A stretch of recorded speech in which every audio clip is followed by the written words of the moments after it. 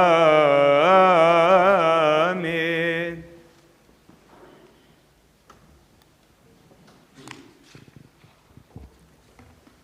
Au nom du Père, du Fils et du Saint-Esprit, un seul Dieu, Amen, que sa bénédiction repose sur nous maintenant et pour toujours. Amen.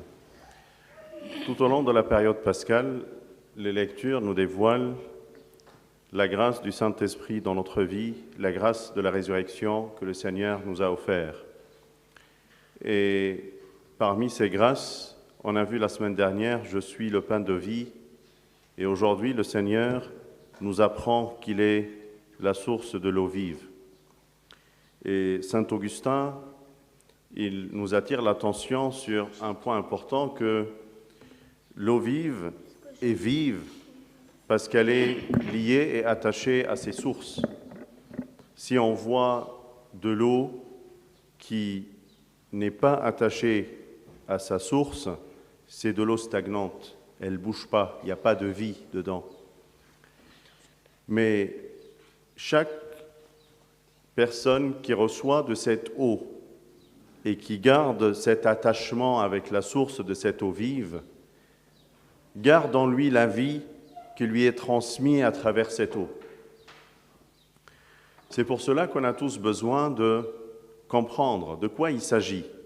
Pourquoi cette rencontre au bord du puits de Jacob? Et pourquoi cette image d'eau comme source de bénédiction et source de l'œuvre du Saint-Esprit en nous? Le Seigneur a fait tout ce trajet et il a attendu. Il a attendu à côté du puits pour rencontrer cette femme.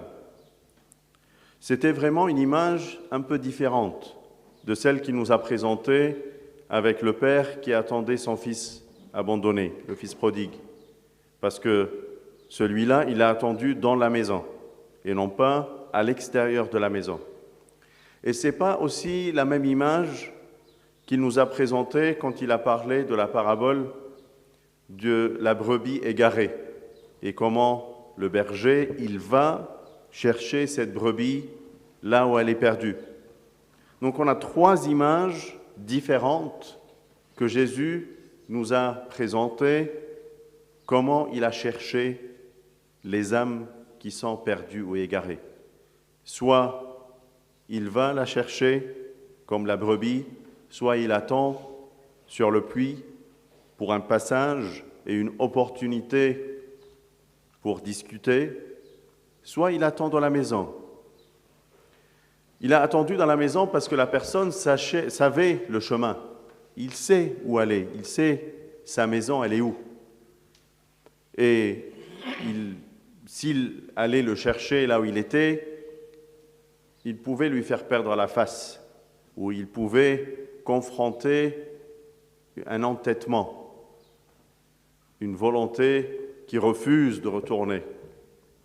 Donc il a attendu que tout ce qu'il fait soit accompli, qu'il goûte à l'amertume du monde pour revenir à la maison de son Père. Là, c'est un peu différent, c'est à mi-chemin. Il a attendu à côté du puits, à côté d'une source, que cette femme venait tous les jours à la 6e heure, au milieu de la journée, pendant qu'il faisait très chaud, pour éviter de croiser les femmes qui venaient en même temps chercher de l'eau à côté de ce puits. Et donc, c'était une rencontre bien organisée, à un temps opportun, à un moment où les oreilles sont ouvertes pour entendre, à un moment où la personne est là pour entendre, écouter et recevoir la parole. Croyez-moi, le Seigneur nous prépare parfois à recevoir sa parole. Il est très patient. Il ne se précipite pas pour te pousser ou te bousculer pour venir vers lui. Il te parle très doucement. Il t'appelle. Il te donne des signes. Il te donne des rendez-vous. Il te donne des moments afin que tu sois préparé à l'entendre. Un rendez-vous qui nous rappelle comment nous venons pendant cette période à l'église avec des rendez-vous. On a l'habitude de prendre des rendez-vous pour tous les événements de notre vie, pour aller chez le médecin, pour aller se vacciner, pour les rendez-vous à l'école ou à l'université, au travail. On a nos agendas pleins de rendez-vous, sauf peut-être pour le dimanche, qui est vide ou qui est pour moi.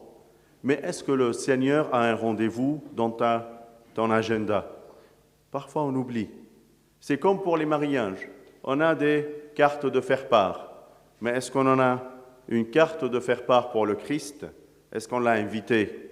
On est invité dans sa maison, mais parfois on ne l'invite même pas de venir et bénir l'union du mariage. Malheureusement, on a tendance à l'oublier. Mais lui, il est bien organisé. Il vient au moment opportun. Il est là où tu es, où tu passes, où tes oreilles sont ouvertes, où tu as soif, comme cette Samaritaine qui avait soif et qui venait chercher de l'eau. Et c'est à ce moment-là qu'il lui a demandé « Donne-moi à boire ». Il expose la raison de cette rencontre. « J'ai soif ». C'est ce qu'il a dévoilé à ses disciples un peu plus tard quand il leur a dit « Ma nourriture est différente de ce que vous pensez. Ce n'est pas la nourriture que vous étiez allé chercher en ville, mais c'est une nourriture pour laquelle je suis venu, je suis incarné, parce que j'avais soif au retour de mes brebis, de mes disciples, de mes enfants envers moi. » C'est ça qui nous dévoile l'amour du Seigneur envers nous. Il attend qu'on vienne vers lui. Et voyons voir quelle était la grâce que cette femme a reçue quand elle était attentive à ses paroles, quand elle a entendu sa parole et son appel avec attention. La première grâce, c'était qu'elle était capable de voir son péché, qu'elle lui a dit « mais je n'ai pas de mari ». J'étais à la recherche de l'amour que j'ai jamais trouvé. J'en ai connu plein d'hommes dans ma vie, 1, 2, 3, 4, mais aucun de ces hommes n'était capable de me rassasier. J'avais toujours soif. J'ai cherché l'amour dans leur cœur, dans leurs paroles, mais je ne l'ai jamais trouvé. Il y avait quelque chose qui m'a toujours manqué. Mais je crois ou je pense que tu m'as donné quelque chose maintenant. C'est la grâce du Saint-Esprit, la grâce de l'eau vivante ou vivifiante qu'on reçoit, qui est différente de tout ce qu'on reçoit dans cette vie. On mange, mais on a encore faim. On boit, on a encore soif. On aime, mais on a encore faim d'amour. On possède plein de choses, mais on a toujours faim d'avoir d'autant plus. L'homme demande toujours, et il n'a jamais la satiété. Le Seigneur nous annonce qu'il y a une satiété qu'il nous offre, qu'il nous donne. C'est celle que Salomon a dit dans les Proverbes. Les âmes rassasiées piétinent le miel, mais aux âmes affamées, toute amertume est délicieuse. Les âmes rassasiées piétinent le miel.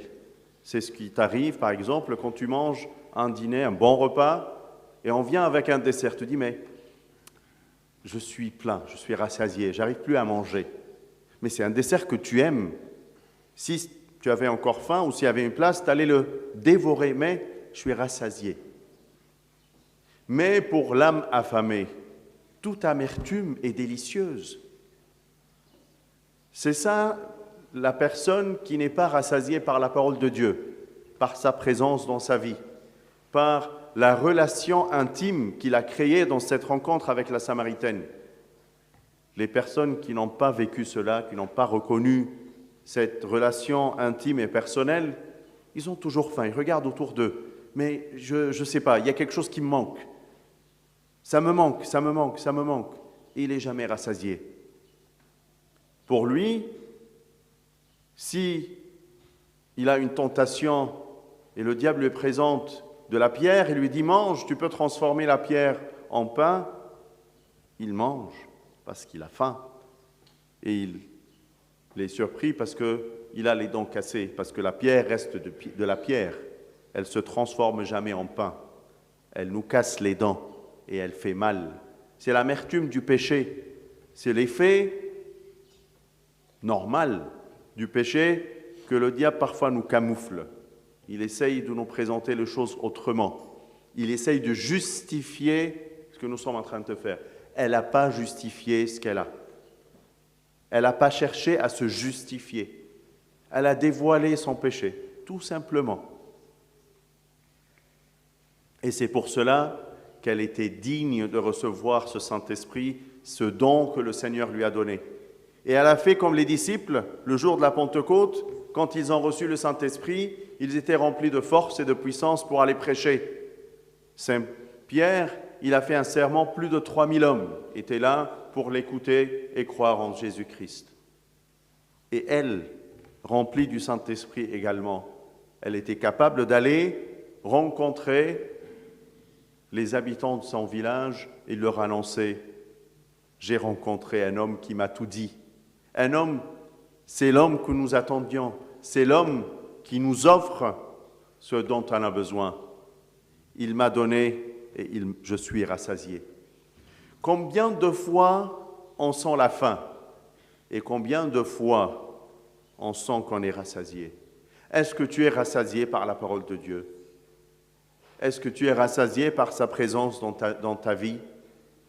Est-ce que tu cherches cette présence et si elle est loin de toi, tu en veux davantage et tu cherches pourquoi et le pourquoi, le comment et tu te remets en question et tu vas vers lui, tu lui demandes cette eau vive qu'il te donne. Tu l'as reçue dans le baptême. C'est de l'eau vivifiante dans laquelle tu es trempé. Tu as été trempé. L'enfant, il est né, il est revêtu du nouvel homme dans ce baptême. Et l'Église, à travers tous les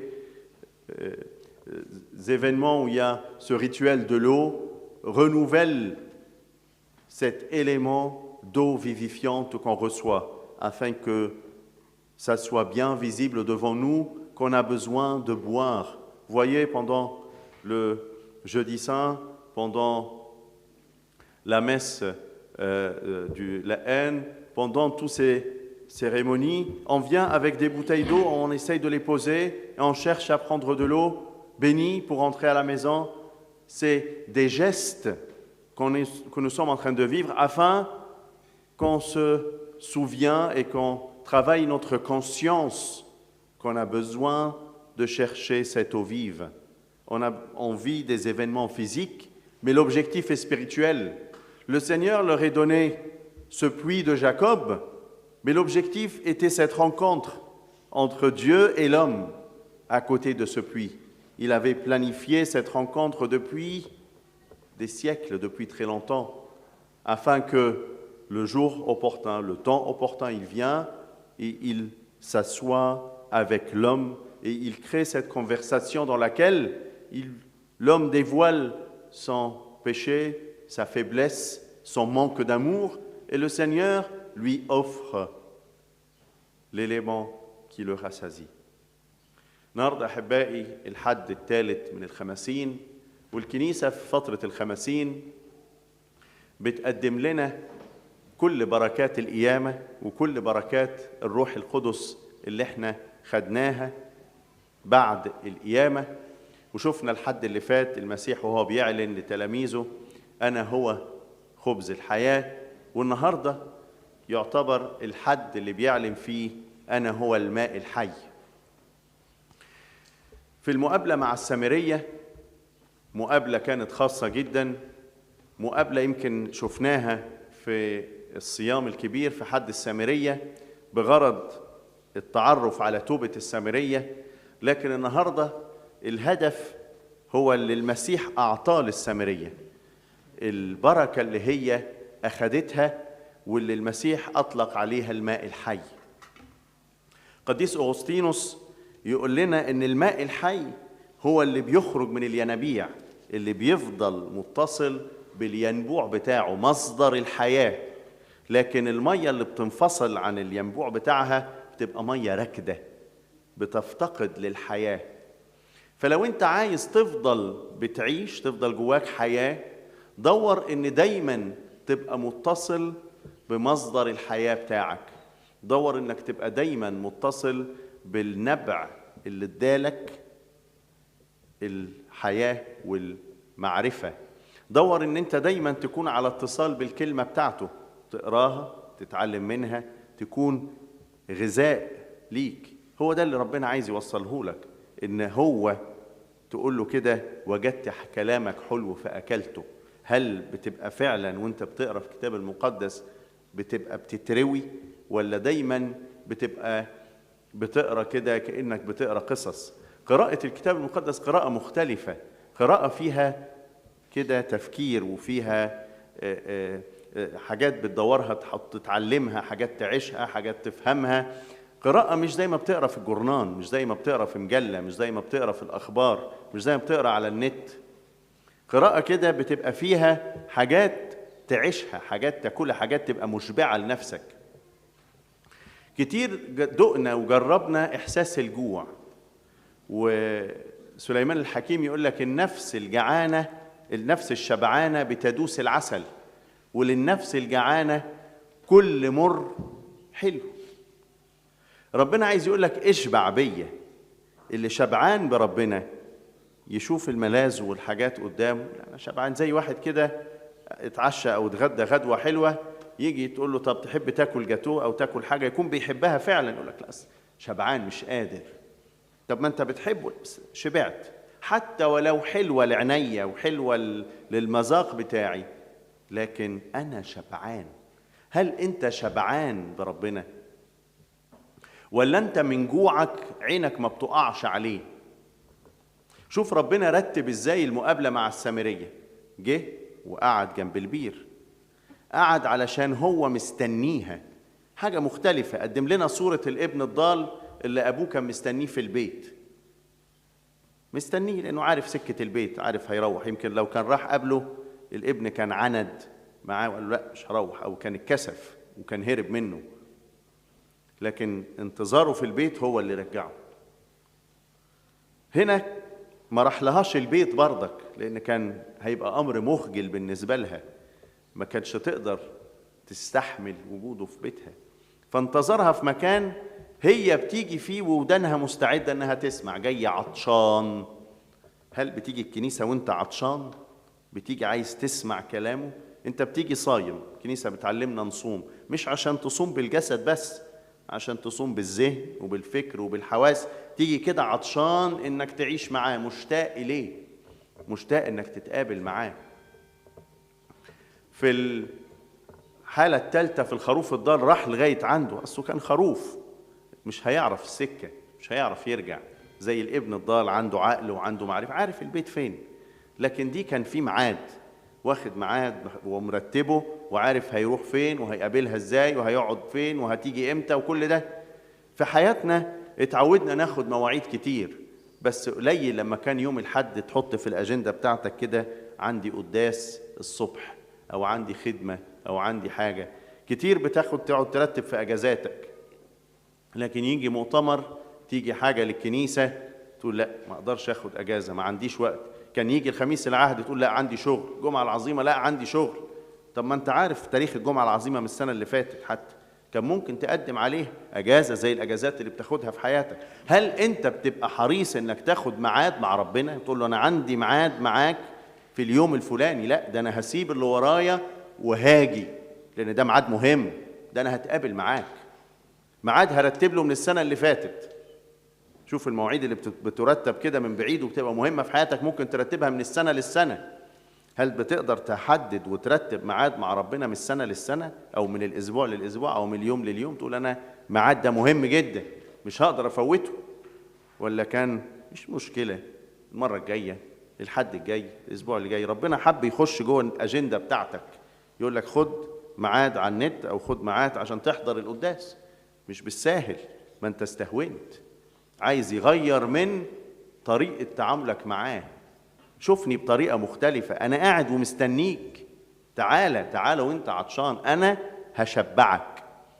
الإنسان اللي ايه، واحد جعان علم، واحد جعان فلوس، واحد جعان شغل، واحد جعان حاجات كتير. طب مين جعان ربنا؟ مين جعان بربنا؟ مين نفسه ان ربنا يشبعه، يبقى هو مصدر الشبع في حياته؟ ربنا يدينا احبائي ان احنا نجوع له ونشبع بيه، علشان يبقى في حياتنا يدينا نعمة الروح القدس اللي خدتها المرأة السامرية. له كل مجد وكرامة من الآن وإلى الأبد، آمين.